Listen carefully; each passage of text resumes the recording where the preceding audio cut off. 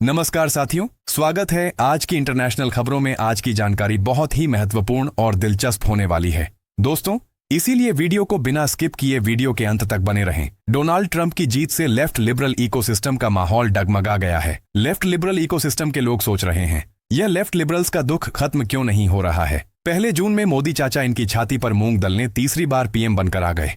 इन्हें बड़ी उम्मीद थी कि हरियाणा में बीजेपी हार गई तो उसे मोदी की हार बताकर अपने सूजे हुए पिछवाड़े की ठंडी सिकाई ये लोग कर लेंगे। मगर वहां भी सैनी साहब ने इनकी हसरतों की खैनी बनाकर इनके पृष्ठ भाग में फोल्ड करके डाल दी। ऊपर से नेतन्याहू चाचा गाजा पट्टी से लेकर लेबनान तक धुआं धुआं करके 1 साल से इनकी सुलगा ही रहे हैं।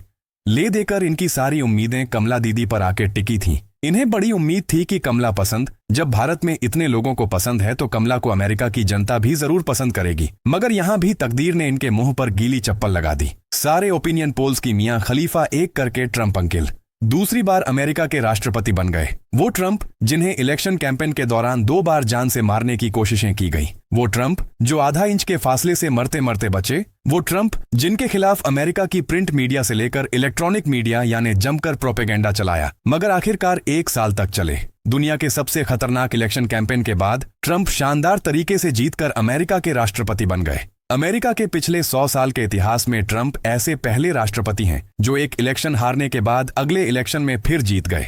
जिस तरह पहली बार राष्ट्रपति चुनाव हारने के बाद ट्रंप पर मुकदमे चले, उनके खिलाफ हेट कैंपेन चलाए गए, उन्हें अदालतों में घसीटा गया, उन्हें जेल में डालने की कोशिशें की गई, मगर इन सारी कोशिशों को जूता मारकर ट्रंप फिर से अमेरिका के प्रेसिडेंट बनने में कामयाब हो गए। ट्रंप की इस जीत को दुनिया के किसी भी देश की पॉलिटिकल हिस्ट्री की अब तक की सबसे शानदार जीत बताया जा रहा है। उनके इस इलेक्शन को जीतने से उनके चाहने वाले तो खुश हैं, मगर ट्रंप हेटर्स इस रिजल्ट के बाद से कोमा में चले गए हैं। वो इतना ज्यादा सदमे में चले गए हैं कि गोबर से सनी गंदी चप्पल सूंघा पर भी होश में नहीं आ रहे। इनके चक्कर में उल्टा 2 चप्पलें बेहोश हो गई हैं।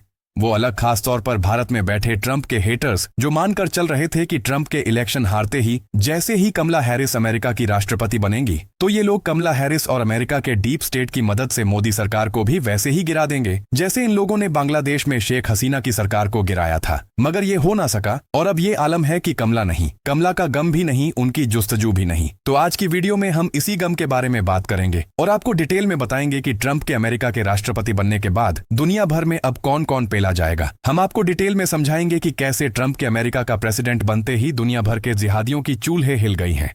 अमेरिका के राष्ट्रपति बनते ही ट्रूडो से लेकर चाइना, पाकिस्तान और भारत के वामपंथी सदमे में चले गए हैं।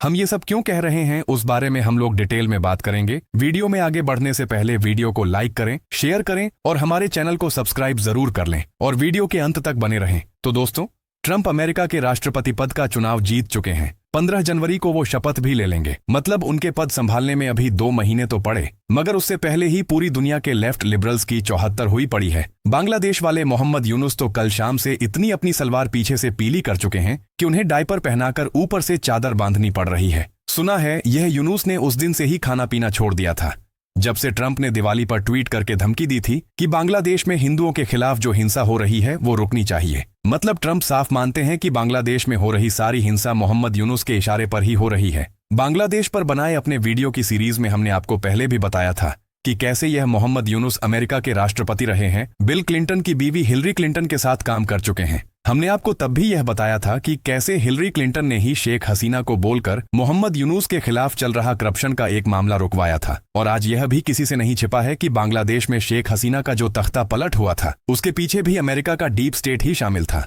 ट्रंप के दुश्मन भले ही इस बात का कितना ही प्रोपेगेंडा चलाएं कि ट्रंप तो सिर फिरा है, ये सिर्फ युद्ध करना जानता है, मगर ट्रंप के टाइम पिछली बार सीरिया में ISI के अलावा अमेरिका ने और कहीं कोई लड़ाई नहीं लड़ी।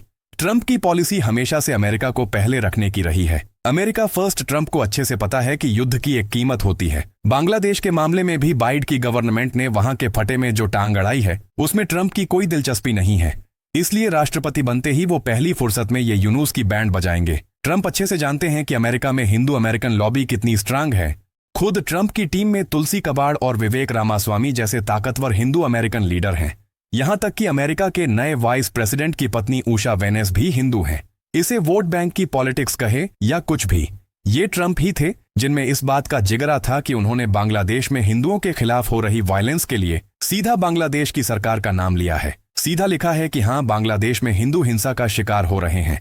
शर्म की बात यह है कि खुद भारत के अंदर ज्यादातर बड़े विपक्षी नेता और पार्टियां इस बात की हिम्मत नहीं जुटा पाए कि सीधे सीधे बोल दें कि बांग्लादेश में हिंदुओं के खिलाफ वायलेंस रुकनी चाहिए। मगर हजारों मील दूर बैठे ट्रंप में ये हिम्मत थी कि वो इस बारे में बोल पाए। इसलिए अब ट्रंप अमेरिका के राष्ट्रपति बनने वाले हैं तो सबसे पहले जिहादियों के अब्बा मोहम्मद यूनुस उसको ही पेला जाएगा, ऐसा एक्सपर्ट्स कह रहे हैं, सूत्र कह रहे हैं। हम नहीं कह रहे, हम कहाँ कुछ कहते हैं। मोहम्मद यूनुस के बाद दूसरे नंबर पर पिलाई होगी जस्टिन ट्रूडो की। आपको बता दें, इजराइल फिलिस्तीन वॉर के टाइम जब अमेरिका की कुछ यूनिवर्सिटीज में स्टूडेंट्स ने फिलिस्तीन के झंडे लहराए थे और कुछ जगह तो अमेरिका का झंडा उतारकर फिलिस्तीन का झंडा फहराया गया था, तब भी ट्रंप काफी नाराज हुए थे। उस वक्त भी ट्रंप ने यह ऐलान कर दिया था कि अगर वो दोबारा राष्ट्रपति बने तो अमेरिकी यूनिवर्सिटीज में मौजूद इस वॉक कल्चर को खत्म करेंगे।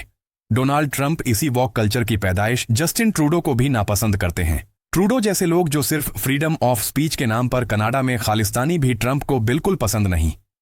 पिछले दिन कनाडा में जब हिंदू मंदिर में खालिस्तानियों को क्रिटिसाइज किया था, ट्रंप के इस कमेंट से ट्रूडो इतना घबरा गए कि उन्हें भी फौरन सोशल मीडिया पर आकर हिंदुओं पर हुए हमले की आलोचना करनी पड़ी। एक्सपर्ट्स का मानना है कि अब जब ट्रंप अमेरिका के राष्ट्रपति हैं तो वो किसी भी कीमत पर अमेरिका और कनाडा में मौजूद इन खालिस्तानी एलिमेंट्स को बर्दाश्त नहीं करेंगे। और यही बात सोच सोच कर कनाडा से लेकर भारत में बैठे इन लेफ्ट लिबरल्स के पेट में मरोड़ उठ रही है।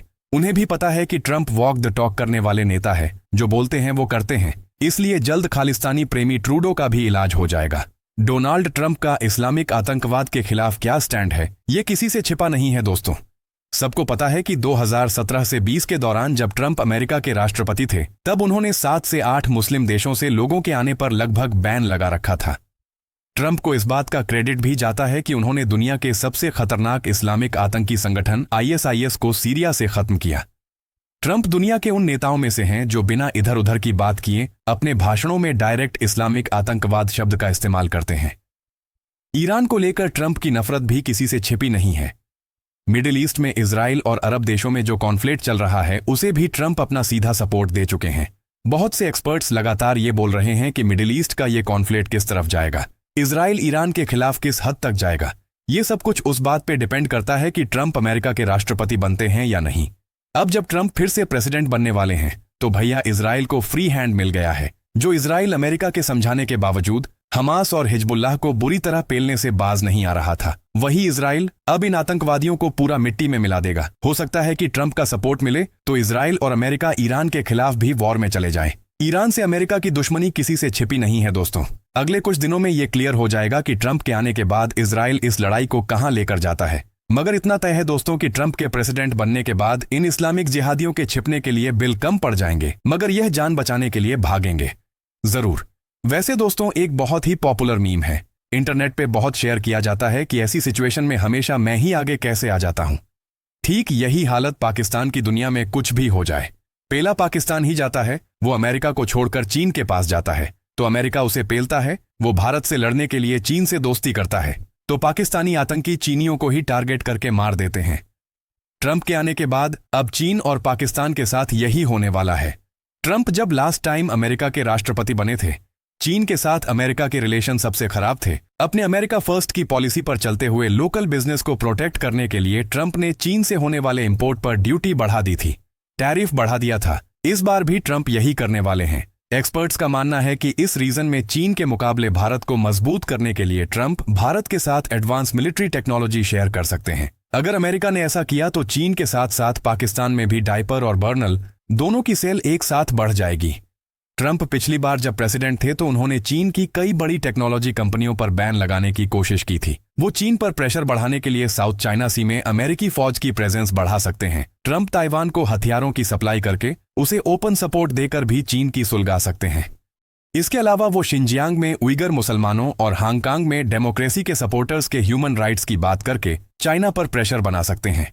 कुछ साल पहले चीन पर ही काबू पाने के लिए भारत, अमेरिका, ऑस्ट्रेलिया और जापान जैसे देशों ने मिलकर क्वाड जैसी संस्था भी बनाई थी। ट्रंप के इस सेकेंड टर्म में उस क्वाड को और मजबूत किया जा सकता है। एक बार ट्रंप ने चाइना पर ये सारी प्रेशर टैक्टिक्स अपनानी शुरू कर दी तो पाकिस्तान को तो वैसे ही सांप सूंघ जाएगा। जैसे मोहल्ले का छूट भैया गुंडा अपने डॉन को सरेआम कटता देख अपनी खोली में छिप जाता है। इन सब बातों के अलावा पूरी दुनिया को इस बात की भी उम्मीद है कि ट्रंप के प्रेसिडेंट बनते ही शायद रशिया और यूक्रेन का जो 2 साल से युद्ध चल रहा है वो भी रुक जाए। यह बात किसी से छिपी नहीं है कि यूरोप और अमेरिका की सनक के चलते ही यूक्रेन 2 साल से ऐसी लड़ाई में उलझा है जिसने खुद उसे ही बर्बाद करके रख दिया। ट्रंप तो कई बार बोल भी चुके हैं कि मुझे समझ नहीं आ रहा कि हम यूक्रेन को रशिया से लड़ने के लिए इतना पैसा क्यों दे रहे हैं, जबकि हमारी खुद की इकोनॉमी खतरे में है। अब अगर ट्रंप प्रेसिडेंट बनते ही ये वॉर रुकवा देते हैं तो ये उनके सेकेंड टर्म की सबसे बड़ी अचीवमेंट मानी जाएगी। दोस्तों, आपको एक बात हमेशा याद रखनी चाहिए कि लेफ्ट लॉबी जब भी किसी को पसंद नहीं करती तो वो उसके खिलाफ ऐसा माहौल बनाती है